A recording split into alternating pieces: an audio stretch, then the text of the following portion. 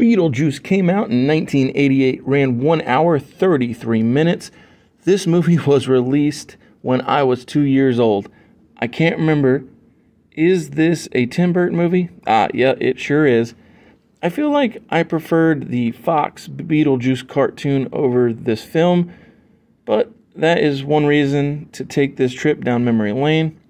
Another being is that the 2024 Beetlejuice is in theaters now, and it is very similar, Beetlejuice that is, in the idea that I preferred the cartoon of Beetlejuice to the movie, kind of like how I feel like I remember having more fond memories of the real Ghostbusters cartoon to the Ghostbusters movie growing up. Legitimately, both of those cartoons had been made for me, whereas these movies clearly, they weren't, because Beetlejuice is very, and Ghostbusters too, are very mature in nature, whereas, a 2-year-old is not mature at all, or even, a few years later, 3, 4, 5, whatever. And so I think that's why that, in my mind, I feel like I preferred the cartoons for both Beetlejuice and Ghostbusters over the movies initially. Now, I think that upon time passing, I probably prefer Ghostbusters, the movies, over the cartoon. But, like I said, let's take this trip and see if I still feel the same way about Beetlejuice, the cartoon, being better than Beetlejuice, the movie. It is fun that the opening sequence that I thought was us taking a trip through a town is actually a model of the town inside of the home. Dang, Alec Baldwin is so young. But I guess you should be, since I was only 2 when this thing was released. Jane, the realtor of this Nowheresville, is a big pain telling the couple that own this very traditional house that it's too much house for them. This should be the home of someone with a big family. Man, Jane, rude much? It can't just be me that thinks Jane is being a dick, because this couple is struggling to have kids, and I'm sure that's a sore spot. Oh no, while the young couple are beginning a 2-week vacation, they crash their car into the wall of a covered bridge. Was the dog they dodged trying to kill them? I feel like he showed up more than once in their travels. Maybe I'm wrong, but I do know Tim Burton likes highlighting this. He has weird projects, so he highlights weird things. Maybe I'm putting an emphasis on the dog showing up more than I should. The movie's Handbook of the Recently Deceased feels suspiciously similar in context to The Hitchhiker's Guide to the Galaxy, mostly since both books reveal to the reader information that is so outlandish, but is treated very serious, so much so that the handbook reads like a stereo manual, which I thought was a very witty line. The dead folks ask, "Where are all the dead people?" And, that's just very amusing. And then somebody says, maybe they're in heaven. Jane, the realtor, was able to put the house on the market and get it sold quickly. Although I do believe the movie plays fast and loose with how time works for the dead. Because, time is moving at a very brisk pace. The ghosts are not a fan of the new homeowners, even though they try to scare them off. No luck. The wife only gets scared when the husband jumps out and stops her from planning to remodel his study. The ghost couple locks the living couple out of the attic and uses that space as their sanctuary or place of planning for what they'll do. Barbara, the ghost wife, attempts to leave the house, but she and Adam, her husband, fall to a sandy world. I don't know. Everything's a little loose. This humongous sandworm feels like it is right out of A Nightmare Before Christmas. Winona Ryder, the daughter of the new homeowners, she's so unhappy. She and her father want to keep the house the same as it was when they bought it. But her stepmother says everything must go. We first see Beetlejuice in an advertisement as a bioexorcist. Winona Ryder's character, Lydia, is the only one who can see Barbara and Adam. Lydia gets a skeleton key from Jane the realtor. Michael Keaton is masterfully ludicrous with his performance here, so much so that it made me consider the idea of him being cast as a non-Jack Napier Joker in the 1989 Batman movie as opposed to being cast as Bruce Wayne and or Batman. But then that makes me consider, if Keaton was cast as Joker, who would be cast as Batman in Batman 89. And so I looked it up. Val Kilmer could have played Bruce and Batman. His age was appropriate.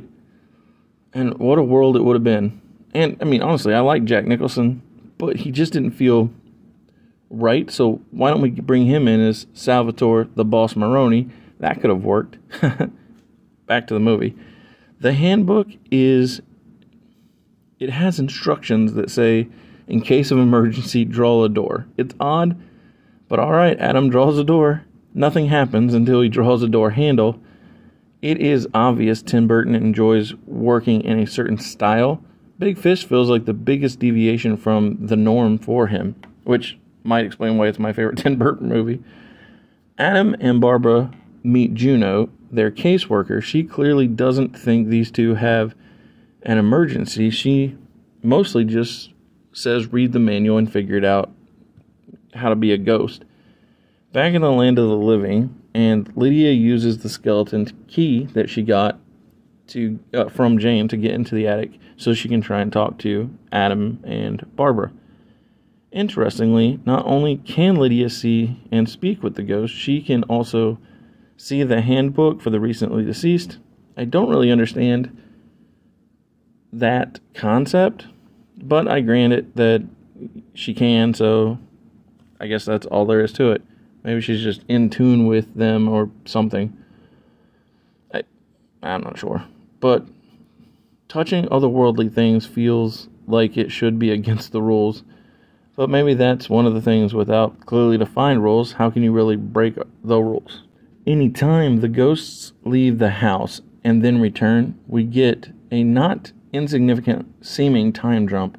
When Adam and Barbara return, 3 months have passed and they are still upset, even more so now because it seems like the whole house is different. At about the 40-minute mark, the TV in the Dietz house has wrestling on. At first I thought it was world-class championship wrestling, but according to the internet, it was Tommy Rich who slapped on the Iron Claw in Memphis. I don't know for sure, but it was cool regardless to see the Iron Claw pop up on the TV in the movie. I hope Beetlejuice has a bigger role in Beetlejuice because outside of a couple advertisements, one in print and one on TV, it seems weird to me that this movie is called Beetlejuice because he basically just gets mentioned by Juno when she has her meeting with Adam and Barbara, and then he's non-existent in his own film. I feel like this would have maybe been better titled Handbook of the Recently Deceased as opposed to Beetlejuice because of, his lack of presence. Beetlejuice can't tell the ghost his name, which, that's strange, but okay. So he plays a game until Barbara is able to guess it. I don't know, whatever. One of Lydia's stepmom's business friends is, to me, very recognizable as the dumb pushover in the Moo from Demolition Man. When Adam and Barbara meet with Beetlejuice for the first time, he shrinks them down and brings them into the model of the town. This movie it's very weird. I bet that the 2024 version of Beetlejuice will not be nearly as perverted as the 1988 version is, which, would I don't know, to me basically be an improvement, because it makes zero sense to me as to why he is such a creep, and more importantly, why is the creep the title character? Another thing I struggle to understand is how is it that this one creature in Beetlejuice can possess an entire dinner party and have them play like song and dance stuff? Shouldn't it be limited to possessing one body at a time? Again, what are the rules? Oh, okay, I didn't see that coming. It wasn't Beetlejuice who was possessing the dinner party. It was actually Adam and Barbara who made the living sing and dance. Okay, I like that. Of course, the living aren't happy that the dead are playing with them. That's very on brand for Tim Burton, I feel like. The ghosts are already upset that they didn't scare the humans, and things get worse when they come looking for the ghosts, and then they just want them to put on a show instead of being scared of them. Open this door, you dead people. What fun ridiculousness. The dad of Lydia wants to turn the house into a tourist destination since Adam and Barbara failed to scare the humans. Beetlejuice takes a shot, and the living are no longer having a good time. Lydia is mad at Adam and Barbara for sending Beetlejuice, which technically they did, but they had no idea what they asked for when they asked for his help. Back in Juno's office, Adam and Barbara show her how they plan to get their home back from the Deets. Lydia wanting to be dead weirds me out. She is so young. Beetlejuice agrees to be cool if Lydia marries him. But how can anyone trust Beetlejuice? I don't know. That seems skeptical to me. Tim Burton is so self-referential. He has references to Corpse Bride and Nightmare Before Christmas at a bare minimum. And I feel like that he does refer to his products or projects and other projects. Barbara riding that sandworm was weird and ridiculous, but so was the whole movie generally, so I guess it fits. And, it was fine, and with it being fine, it gets an overall 3 out of 5. It's just not generally my style. Tim and I we have different tastes. Now, I do think Michael Keaton is money, and with that, I was very much looking forward to watching Beetlejuice, the second film in the All or Nothing. And so after the ad read, I will break down the 2024 version of the Beetlejuice franchise. Whether it's your first time here or you're a regular here at Mr. Super Oz, I just want to thank you for tuning in to the channel. It exists because I, Oz, from the channel Mr. Super Oz, I wrote a 68-page graphic novel called Everlasting Survivors.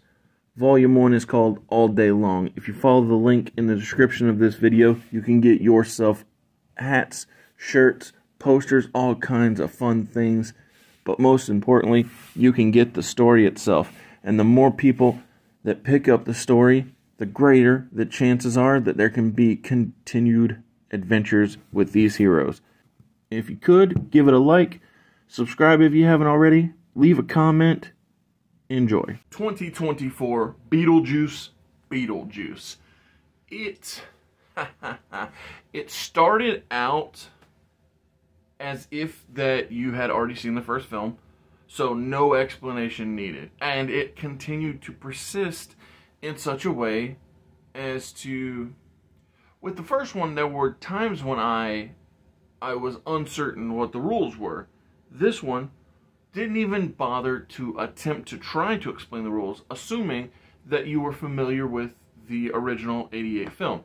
And I think that was the wise decision, because, who's going to go watch Beetlejuice without watching Beetlejuice? Wow, that's a funny sentence to say. But the fact is, I think that it was the correct decision. So we pick up in the present with the pseudo-present. It didn't give an exact, day and time, but, it's presumed to be now, I feel like. Or, within their world, the same amount of time has passed since last we saw the characters. Because Lydia is now an adult. Winona Ryder has a TV show called, I think it's called Ghost House, in reference to the fact that there were ghosts in their house. And they even say at one point, oh, it's the original Ghost House. And Lydia has a daughter named Astrid? I think it's Astrid. Who she doesn't have a close relationship with. And her stepmother finds it to be like almost a revenge, if you will, or like one of those situations where it's like, oh, it serves you right because you and I didn't have a good relationship. And Lydia makes a wise crack about how that we only started getting close when you liked the fact that I sold out and used the fact that I can talk to ghosts to make money. Because, the stepmom has always been sort of success driven, if you will, with her art appreciation, or the fact that she wants to be appreciated as a top-notch artist. And so Charles, Lydia's dad, dies in the film, which is what brings everybody back together to the original house and neighborhood, because nobody is occupying that space, and which, it's fine and makes logical sense as to a reason to get together. And I saw an article online that the reason the actor who played the father didn't come back is because he got himself in some big old trouble. So that's why they just have the headless body of the father walking around in the afterlife, blood shooting out because he got his head bitten off by a shark after a plane crash.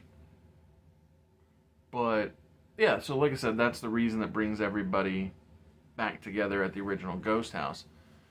And the daughter of Lydia is, the reason she's mad at her mom is because she thinks she's a phony, that she can't actually talk to ghosts because her father died and he's the only ghost that she wants to talk to, yet her mom, Lydia, can't speak with her father, so that's what makes her assume that her mom is full of it.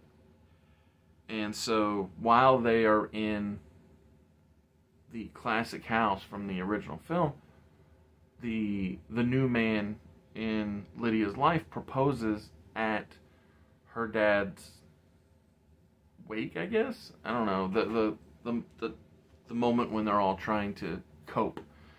And while Lydia doesn't immediately say yes, she inevitably agrees to get married in 2 days, which is way too soon. And definitely, now there were other moments where it seemed like Rory, her boyfriend, was not a good man, but this speed at which he was trying to get the marriage going definitely made it seem like he was bad news. And the funny thing is that the daughter also finds her a boy that's bad news, although he's not presented that way at first. It's just that my instincts told me as soon as we saw the character, I was like, not only is he, well, I guess I didn't know instantly he was bad news, but I knew instantly he and his family were dead. I don't even know why. It fit too well for it not to be the case, basically. And so after he introduces the daughter to the book of the recently deceased and has her read an incantation or a spell or a passage, if you will, in some other language that she doesn't know, they then cross over because the boy promises her that he can give her what she seeks from her mother that her mother doesn't give, and that is a reunion with her father. And while they are on that mission to find the father, that's when Lydia realizes that she had dropped her daughter off at what is called the murder house of the neighborhood.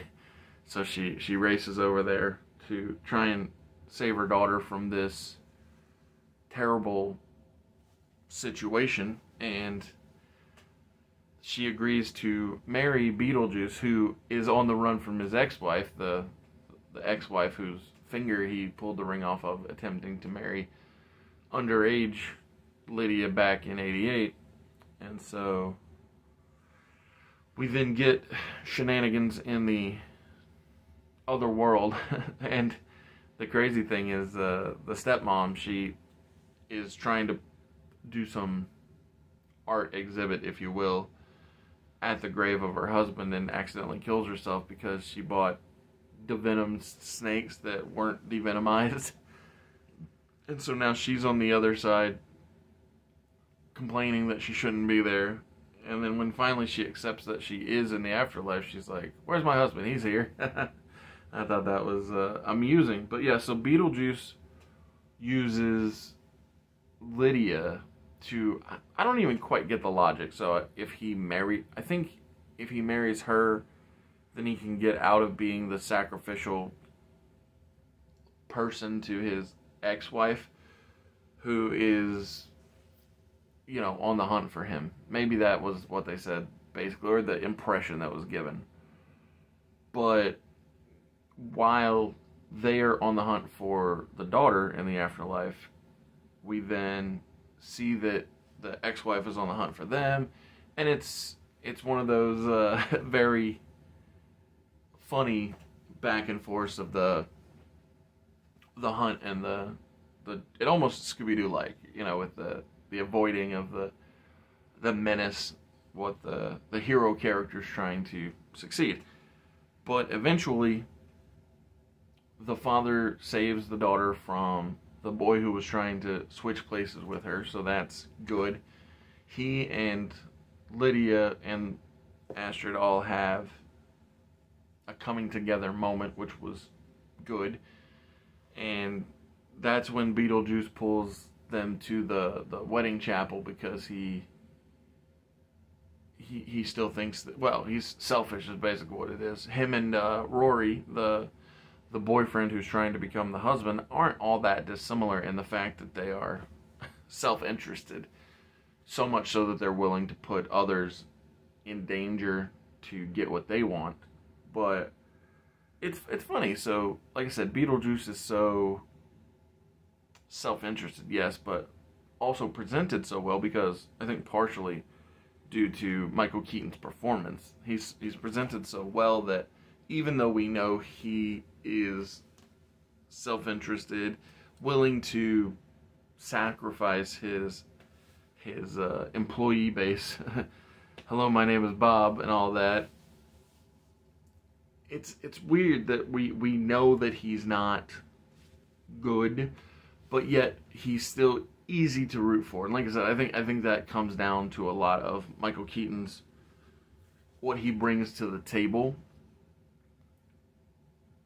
The funny thing about Keaton is I saw this article that he's attempting to get his Screen Actors Guild name changed because Michael Keaton isn't Michael Keaton's name. It's actually Michael Douglas, but he wasn't allowed to be called Michael Douglas because of the actor Michael Douglas. And while it makes perfectly logical sense to have actors under different names because, you know, you don't want to be saying, oh, I'm going to go see the new James Dean movie, and it's not a greaser car racer film, but it's really a slasher flick and confusion and all that. So that's fine. I get that it making sense. It actually kind of reminds me of Vince McMahon, how he didn't like that when people have similar names, not even just the same name. But yeah, so Michael Keaton, or real life Michael Douglas, he has such a charm about him, which makes Beetlejuice almost easy to forgive when it comes to the fact that we know he's not, you know, benevolent or positive, kind, whatever. He's just easy to forgive, which is interesting.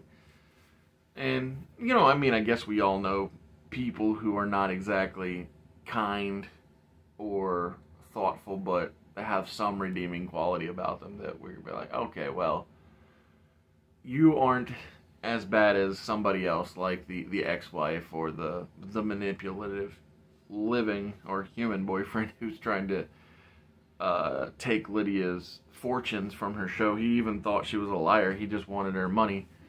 But yeah, in the end, it was a good movie. I actually think it was just a touch better than the original because of the lack of needing to establish the who and the what. I mean, Willem Dafoe plays a dead actor playing a cop in the afterlife, and he is so much fun. And I mean, I like Willem Dafoe just generally speaking. So yeah, I like I said, I think it's a good movie, and it's well worth it. It doesn't overstay its welcome, which is something I think is good about both films, not being overly long. I think they're roughly the same length, and Beetlejuice either gets more screen time in the new one, or again, roughly the same amount. But yeah, thank you for tuning in. Hope you enjoyed the review. Leave a comment, like the channel, or like the video, subscribe to the channel if you haven't already. Later.